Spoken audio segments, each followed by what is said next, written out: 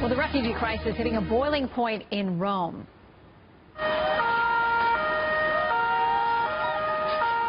Police clashing with refugees in a public square. Officials say families had been sleeping there despite orders that they had to leave. Amy Kellogg is reporting live from Milan on the situation. Good morning, Amy.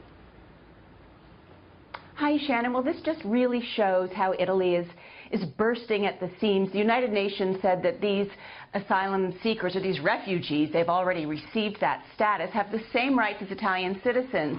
But, Shannon, there are more than a few Italian citizens on the wait list for public housing. This was the scene this morning at Independence Square in Rome. About 500 of 800 who had squatted in a vacant building near the main train station managed to find a place to stay with friends or relatives or in another vacant building. 100 deemed vulnerable, which included some disabled people and some children, remained in the building. 200 others slept in the park since Saturday when eviction orders were delivered. Today, when police went to clear the square, there were violent clashes. Some of the refugees were injured. They hung a sign out of the building, "We are refugees, not terrorists." But some hurled stones and objects at police who had riot gear. You can see someone here throwing a gas canister out of a window of the building. According to the UN, these are people largely from Eritrea, and they've been in Italy for several years. Many speak Italian and have worked some, so it just shows how little they are integrated. The housing solutions reportedly offered up to these people were not adequate, according to the UN, and didn't cover anyone.